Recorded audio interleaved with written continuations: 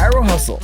Sit back and learn from the greatest influencers in the profession on the world's #1 chiropractic podcast. Before we dive into this powerful episode, please remember to subscribe to our channels and give us a 5-star rating on iTunes and Spotify to continue hustling. This episode is sponsored by Imaging Services, Chiro Health USA, Chiro Moguls, Pure Chiro Notes, Titronics, doTERRA, Sherman College of Chiropractic, New Patients in a Box, the Influencer Authority Podcast Training, Mango Voice, Community Healthcare Resources, and Invisired. Let's hustle. Hey guys, welcome to episode 380 of the Chiro Hustle podcast. I am your producer, Luke Millette, and here's your host, James Chester. So today we have the opportunity of interviewing Dr. Cory Frogley. And if you want to hear the story of how educating and utilization of the beautiful profession of chiropractic works, stay tuned. Welcome back. This is another episode of the Chiro Hustle podcast. Today we have Dr. Cory Frogley, and this is episode 380. And off camera, he is saying how he liked number 380, and I do too. It just shows that we've been very consistent with our brand and what we've been doing to support free speech in chiropractic. And that's our big why. We do support free speech in chiropractic, and we resound free speech everywhere, which I think is super, super valuable when it comes to what we do in the podcast world. But we also support the sacred trust, and that's chiropractic speaking. So if you guys don't know what that is, go find your favorite search engine and find out what sacred trust in chiropractic is, and BJ Palmer. If you don't know who that is, you definitely need to go and learn about that, and maybe search for the penalty of leadership and learn about BJ Palmer's penalty of leadership. And but as we get into this episode, we do support subluxation-based chiropractors. We do support the lexicon of innate intelligence and universal intelligence, that when a person gets adjusted, it connects the physical to the spiritual. And I think that a lot of people think that chiropractic is just about pain. It's really not. It's about outcome of performance and feeling better and healing better. And with that said, Dr. Cory, welcome to Chiro Hustle. Oh man, it's such a pleasure to be here, and so proud of the work that you're doing, James. It's absolutely incredible. Yeah, it's a bigger calling. Sometimes we get these thought flashes, and it happened to me when I was 30, and I was bartending in Davenport, Iowa, and I was thinking, what am I going to do with my life? What am I going to do meaningful work? What am I going to do? Yeah. And my buddy Matt Walker introduced me to this bigger idea of working in a chiropractic clinic. Wow. So I quit bartending and I went and worked in a chiropractic office. That's a big shift. And the rest is history, man. Big shift. Yeah, man. Yeah, 13 years ago. But you grew up in Davenport, Iowa, too. Dude, I grew up on the footsteps of Palmer College, right? My dad was the executive vice president to David Palmer. So I didn't know any better. This was my path. I was called in the womb. Yeah, so let's tell that story. Let's tell your chiropractic story and how you got into this profession. Actually, this is my favorite segment of every episode we ever do, just because it's your chance to tell your story to our audience, and just let you know, your friends, family, practice members, colleagues, professionals, everybody's going to hear your story now. Some people might know you, but they might not know where the hell you came from. Yeah.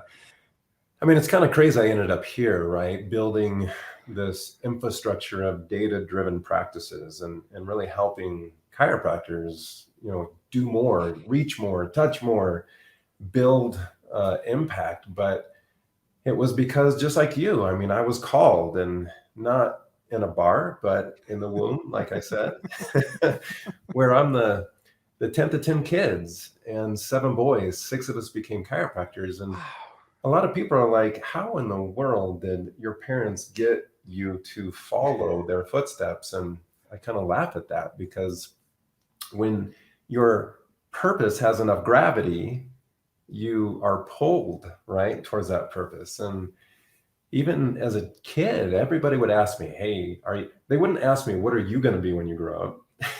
they would ask me, are you also going to be a chiropractor when you grow up? Because with that many older siblings following those footsteps, and it wasn't, I would always respond with, well, yeah. And it wasn't until I was 15 that my dad kind of pulled me aside after one of those encounters with, you know, the millionth time. And he said, you don't have to be a chiropractor. And it really kind of put me in my shoes when he said I could become anything I wanted. I had to stop and think for a second, like, well, what else is there? Like, what else would I be? I had no idea what a medical doctor did. I had no idea why people, how other people took care of their health. All I knew is that no matter what ailment we had growing up, organic food, dad would check your spine, take your vitamins, and life was great. Like, I'm still enjoying the fruits of those roots that nourished me. And my kids are now growing up in that environment. And you just, with the world we live in and everything that's happening, you just can't compare. You can't even argue with the health of this family and your family compared to what everybody else is dealing with. And it comes from those roots of Davenport, Iowa, where my roots were firmly planted in that soil of innate. So when I decided to look around, I thought about sports medicine, I thought about pediatrics, but when I figured out that they all followed the medical model, it was like, what? Would I be crazy? So I, at 15, literally sat down, James, and wrote in my journal, if I graduate from high school in 1992, I wanted to go on a service mission for 2 years. So I did. I went out and served and did that for 2 years. I started undergrad. And I knew that if I went straight through, I could start undergrad and I could graduate as a chiropractor. I could walk the stage in 2000. And I'm proud to say, in 2000, I walked that stage. And, I've never looked back. So I was reading your bio, and you were graduating as your dad was ending his career at Palmer. Yeah. What was that like for you? Oh, dude. I hope I don't get teared up. I'm just going to warn you. I get a little emotional talking about Pops, who's passed now. But because I was the youngest of 10 kids, he was almost 50 when him and Mom had me. She was 45, 46.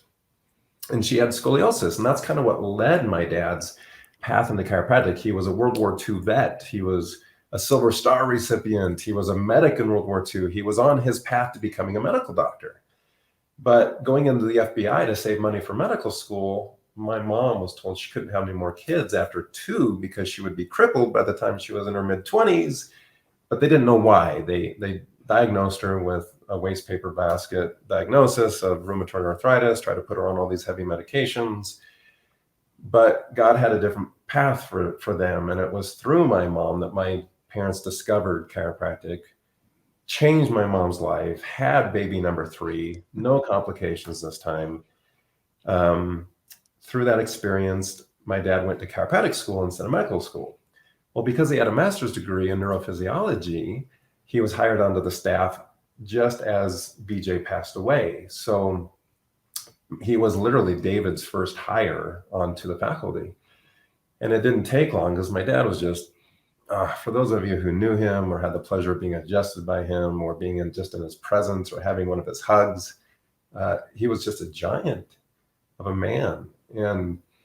And so he quickly became the vice president. And then very quickly after that, the executive vice president. He's the one that flew around with David Palmer to debate the AMA on why we should be considered doctors. So that doctor of chiropractic is as much accredited to my dad's work as it was with doing it with David. And their work together and his work with Clay Thompson to develop the Thompson technique, I had no hope as a child that my dad would still be at Palmer College when I came through. I was like, gosh, I'm just too late. And as I entered in Palmer, he was 73. And I couldn't even believe that he was still there. I couldn't believe he stuck around for me. And I didn't fully appreciate it, right, until I got into clinic. And the fact that he was still there teaching an advanced class there at Palmer in the clinic. They really just kind of made up a role for him as senior clinician of the clinics, just to have him there. And here I was going through clinic, and my staff doctor, bless his heart, Dr. Owens, amazing man, he just said, "Hey, I'm here for you, but go be with your dad." And I literally every day would spend with him, and we would bring him our hardest cases we could find, and like, "All right, Dad, how do we fix this case now?" And having that experience, and then going out to do an internship, a preceptorship with my brother in Salt Lake City, where a month into my preceptorship, my brother ruptures his Achilles tendon. So I had to take over his entire patient base as a preceptor. It was the most incredible experience for, repetition of treating patients. And so when I went back for graduation, they had a ceremony for my dad to honor him. And then I was blessed to get one of the 3 big awards there at Palmer that allowed me to speak at my graduation. So I got to sit on the stand with my dad, where he was the keynote speaker of his own retirement, and to be able to go up and speak next to him and sit on the stand next to him, and have my brothers come up and get pictures of all of us, of graduates of Palmer College. It was surreal. Like, I can't even put it into words. It was amazing. You've made it to Chiro Hustle. Sit back and learn from the greatest influencers in the profession on the world's #1 chiropractic podcast. This episode is sponsored by Imaging Services, Chiro Health USA, Chiro Moguls, Pure Chiro Notes, Titronics, doTERRA, Sherman College of Chiropractic, New Patients in a Box, the Influencer Authority Podcast Training, Mango Voice, Community Healthcare Resources, and Invisired. Let's hustle. It's been a long time since I've smiled this much in an interview, just because your story is impactful and it's straight from the heart. And I could tell that there are many times where you're just like inches or centimeters away from a tear or two. And I felt like such an emotional pull from that story. And, I would always, when I'd interview a student, I'd ask them, what does it feel like to be like the first doctor of your family? And, and you would see like this change of like this atmospheric change in the person I'm talking to, about this sense of pride and like position in the world. And I could see that with you too, it's a position in the world. And now, I think, as I've interviewed so many chiropractors, we were just off air talking, and I've done 1,054 interviews in the past 5 years of chiropractors. And, when I've gotten to know this profession so well, I'm endeared to it, and hearing your story just matters to me so much. But I found a lot of times it's really challenging for the chiropractic psychology of the practitioner to go and do anything else but check, detect, and correct. Yeah. And what you've done is you've taken your skill sets to a whole different level now, and you've gone into the data realm. Yeah. And you've gone into the numbers of how to improve the profession, from a standard of follow the numbers and track the numbers and see how we can make the profession stronger. So let's talk a little bit about that, and about how you are now standing on your own and helping support 1,000 others with your systems, and helping them getting more proficient and making more money as chiropractors. Yeah.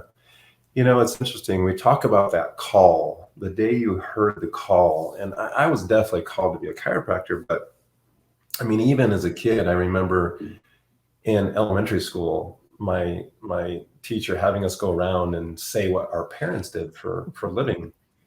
And I said, and my dad's a doctor. I mean, everywhere I went with my dad, it was Dr. Frogley, hugging Dr. Frogley. Oh, he was just so beloved in the community. And so when I said that, one of my buddies in the class like pointed at me. He's like, "Your dad's not a doctor. He's a chiropractor."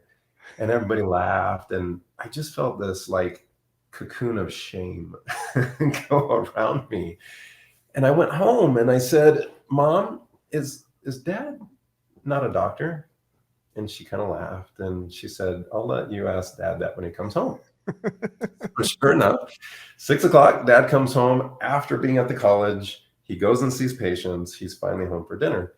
And we always had family dinner together. And Mom's like kicking me underneath the table, ask Dad your question. And I said, Dad, and I told him what happened. And I said, are you a doctor? And he kind of laughed or giggled, not to embarrass me, but just recognizing the importance of that question to our profession and his role in being called a doctor. Like, I didn't understand that even at that age, but he shared with me the level of education.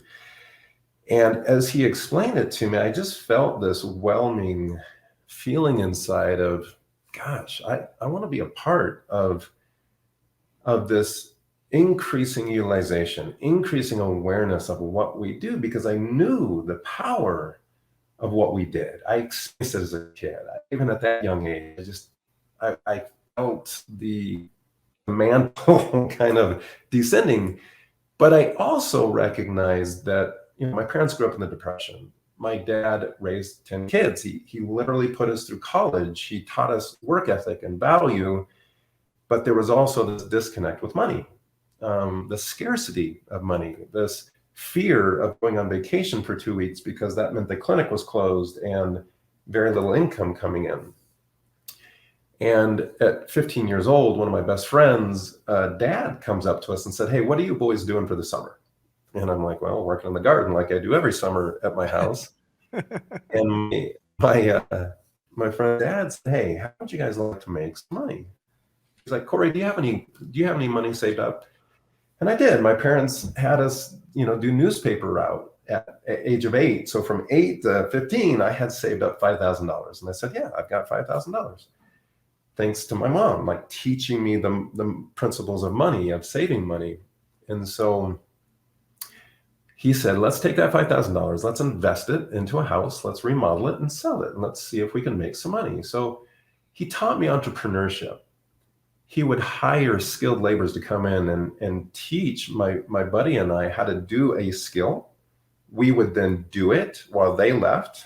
They would then come back, check on our work, and either rip it out because it wasn't to proper quality, or pass it. And we were on to the next piece. And we literally stripped the house down to its bare bones and rebuilt the whole thing. And when we sold it, I basically tripled that $5,000. And it was like, oh my gosh, like, this is how you make money. And that money allowed me to invest in another property. And that money allowed me then to invest in this service mission where I could go serve people. And all of a sudden my relationship with money kind of changed.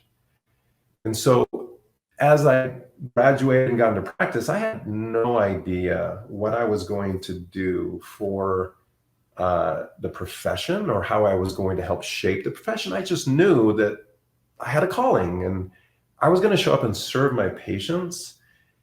And I was so lucky to work with my brother coming out of school, where he and I dove into business school, chiropractic business school. I give a big shout out to a lot of our mentors that taught us and helped us understand management by metrics and data and how important it was to know your numbers. And it was really knowing that when I left my brother's practice, I opened up my own practice. In 6 months, I hit the $1 million mark, which, our profession, not that big a percentage gets over $1 million. And the sad thing about that was I hit the $1 million and we were growing so fast that I lost my whole team. Like, one at a time, they just left. Because I didn't understand how to build teams at that point. So I went back to work. I went back to mentors. I went back to learning how do you build a team and scale. And luckily, I found incredible mentors around that. And I was able to scale a team. And my business partner and I were able to grow a team to almost 40 team members and doing over $4 million a year, growing the largest natural healthcare practice in the state of Utah. And I did that because of one principle.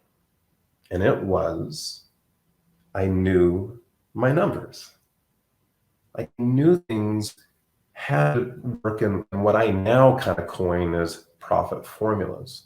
Profit formulas allow you to not violate certain profitable conditions in a practice.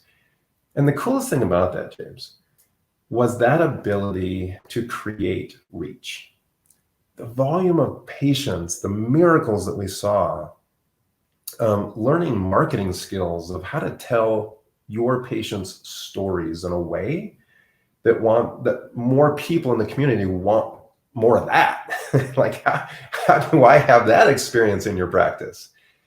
And building a team of 5 providers and all of those team members who are so unified into this miracle, the daily miracle of chiropractic, the gift that we are able to give our community. I knew I had reached a limit. Like, again, a calling came. I didn't go out seeking to do this, but the calling came that said, hey, if this worked this well for you, then you need to develop a system to help other chiropractors know their numbers, to make data-driven decisions, to grow more successful practices. And the epiphany hit. Like, when the calling came, the epiphany immediately came, James, that the way we're going to increase utilization in the world is by stronger businessmen and women driving more profitable practices, because organic food isn't getting cheaper. Fuel isn't getting cheaper. Cost of living isn't going down. Like, you've got to harness the power of profits. And it was understanding the profit formulas that allowed us to reinvest into the practice, that led us to, breaking through 1 million, breaking through 2 million, breaking through 3 million. And the team we were able to build, the bonuses we were able to pay, the lives we were able to bless, the patients that were attracted to that. Incredible. So really, BlueIQ was born out of this calling to allow these other doctors the gift, because you probably know this. We don't really get business training in chiropractic school. Most chiropractors, they don't understand a P&L. They don't understand how to value their practice. They don't understand how to leverage a team's, they don't even understand how to leverage their own time. Like, your greatest gift on this planet is time. What are you going to do with it? How do you use it? How do you scale your influence with the same amount of time everybody else has? Like, you have to understand how to get your gifts to your community through building influence in a team, growing a team. Like, a lot of the average chiropractor in our country still is 1.3 employees. Like, how many lives are you going to influence with 1.3 employees? So that's it. That's who I am. That's what I built. Well, you've opened up like so many different channels of questions for me.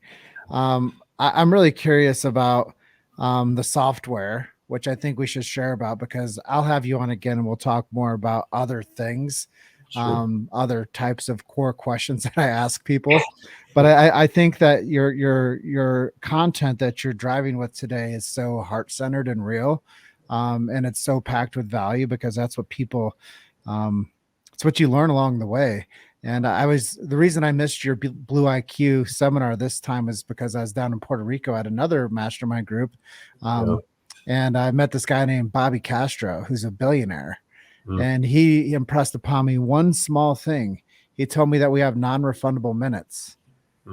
And, before we jumped onto this today, I was like, okay, you're wealthy now. What are you going to do with it? You're strong now. What are you going to do with it? You're successful now. What are you going to do with it? Yeah. And that's why I thought, today's interview with you is so poignant, because you're doing something with it. Hey, I'm with you, brother. Like, my dad wore and wasted out his life to give the gift of chiropractic. And I'm cut from that cloth. And I didn't know how I was going to impact the profession, but here I am, and I'm doing everything I can. I will wear and waste out my life to help you. If you're a doctor struggling with practice profitability, oh my gosh. So tell people, what is BlueIQ and why does it work? Yeah, so Blue is broken down into two pieces. Blue is the data that your practice generates from the patient experience. And I truly believe that your practice exists for three things, and three things only: to transform a team. And that's got to be first. Like, you need to learn how to build a team and connect that team to their piece of the patient experience that they're involved in. That can be marketing, that can be answering phone calls, that can be a case manager, that can be a CA, that can be an associate doctor, like a billing manager. They all produce data. Well, patient management systems weren't designed to take that data and turn it into analytics. Like, they have reports and you can pull some decent reports, but there's no visual gamification, trend analysis, goal setting. Like, that's what BlueIQ was designed to do. And I was doing a lot of this work on spreadsheets, on paper charts, and building creating team incentivization around the data and how to improve that. So the IQ really became the skill set.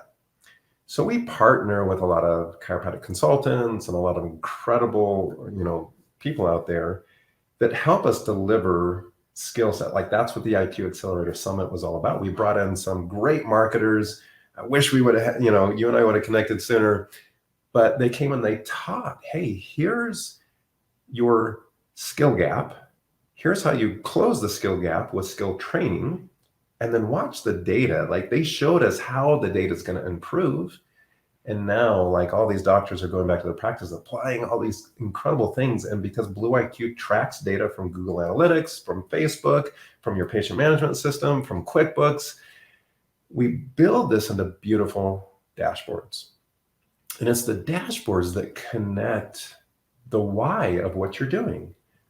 One of the most important things you'll ever do when you hire a team member is connect them to the why of the position, why of the system that they're running. So if I'm a front desk established team member, like, why am I here? Why is it important for me to answer the phone with a smile and high tone? Why is it important for me to follow up with my broken appointments? Why is it important to make sure patients have a next scheduled appointment? So we build a data engine that takes all of this data, combs through your data, and offers it up into task lists for certain team members that if they complete, those are the things that drive practice growth. And as we really built the team component, we then go to look at patient transformation. So the three things, right? Team transformation, patient transformation, your outcomes, your ability to change patients' lives with your gift, with your art. And then that, if you get those two pieces right, you generate cash. But not all practices generate profits. They might generate a lot of cash, but do they generate a lot of profits? So BlueIQ has the ability to, where we run a dashboard called your profit dashboard, and it literally mirrors your P&L, your profit and loss statement from QuickBooks. And in real time, you can see, how are we doing, and what profit levers are we violating, and how do we pull those back into healthy? And when we're healthy as a practice and those profits scale, then you have the ability to reinvest in your marketing, in your team, in your scalability process that we call evolution, like evolving from a single doc, couple employees, to a single doc, multiple employees, to a doc with an associate, to a doc with multiple associates, so that you now can work on the business instead of in the business. And it's that evolution that scales bigger practices, that creates more impact with more patient visits. That is my goal. My mission is to help you guys touch more patients' lives with the art of chiropractic. I'm not going to ask you any more questions today. I think that we got a good, solid foundation for this episode 380 today with you. I'm so thankful that you jumped on with me. Actually, I want to offer you up episode 400, which will be mid-July. That'll be a banner episode for us. Yeah. That's a big number. And I think that we can go back into the original Chiro Hustle format. on episode 400 and get another snapshot into what you're up to and how you became who you are today. And some of these other things that I like to ask people, like where do they see the profession going? What are they doing for them and their family's health? Right. What are they doing for their marketing? I'm actually really curious to ask you on the follow up of what you're doing for how you get people to find their ideal employees and things of that nature, and people to help support that mission and vision of chiropractic, because every strong leader needs a support team. And it's hard to really translate the mission and the passion behind the profession to other people that just look at it as a job. And as Grant Cardone would say, that's just over broke. And that's not who we support, and that's not what we do. And chiropractic is a lifestyle profession, and it's something that has to have mission and passion into every day that you show up. So Dr. Cory, thank you so much for being on Chiro Hustle today. I'll make sure that we get you dialed in, even if we have to move a few appointments around or interviews around towards mid-July. We'll get you on for episode 300 and or for 400. But today you're 380. So 20 episodes away, we'll get you back on. Dude, I'm excited. And Chiro Hustle, Nation, keep listening. The work this guy is doing is incredible, as you already know. Share this with your friends. Like, there's so much power in this podcast, and don't be selfish. Like, share it. Well, Doc, thank you, and we're in the same time zone, so it's almost 1 o'clock out here and Mountain Standard Time. So have a great afternoon, and thank you for being our guest today. Thank you, brother. Great to be with you. Yeah, I'll talk to you soon. Thank you. Thanks for listening to Chiro Hustle. Don't forget to subscribe and check back next week to continue hustling.